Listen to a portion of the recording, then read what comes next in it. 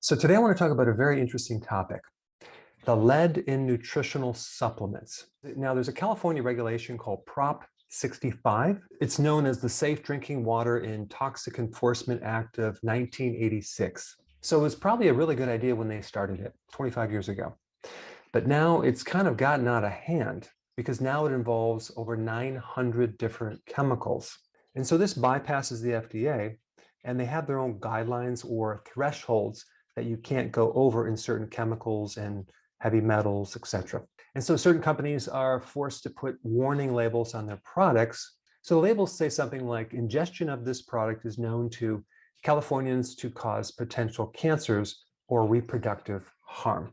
Now, what's really fascinating to me about this Prop 65 is that, let's just take lead, for example. The FDA allows 12 micrograms of lead to be consumed per day if you're an adult. If you're a child, it's 3 micrograms. But if you're in California, because of this Prop 65, the threshold is 0.5 as far as creating some reproductive toxicity. So the FDA allows 12 micrograms per day, and Prop 65 allows 0.5 micrograms per day as far as their limit. Now, it's almost impossible to differentiate the naturally occurring lead that comes from the soil versus lead that comes from pollution. So anything grown in the soil is bound to have a certain amount of lead in it. Just because we live on the earth, and the earth is made up of elements, and lead is one of the elements. Now, there's a couple of very interesting things on how these numbers were set. Number one, they used animal studies, okay?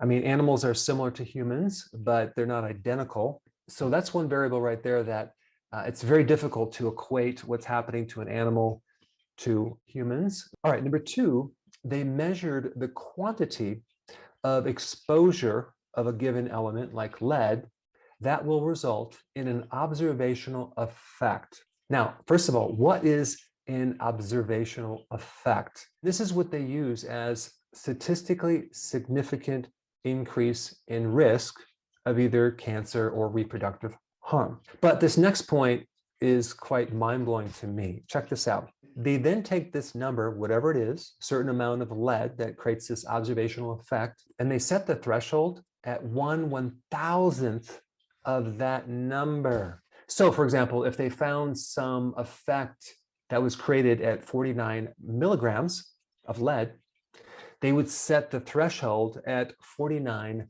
micrograms, 1,000 times less. So to me, these numbers don't necessarily mean they're unsafe at all.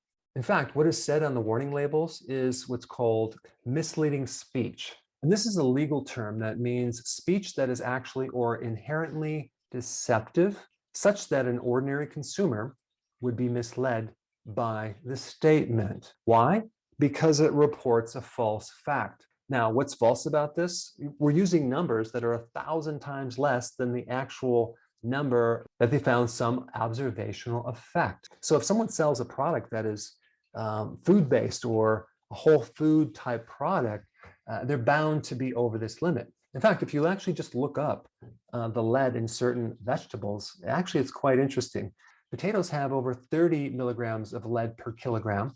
Radishes have just under 50 milligrams per kilogram. And spinach leaves have just under 60 milligrams per kilogram of lead.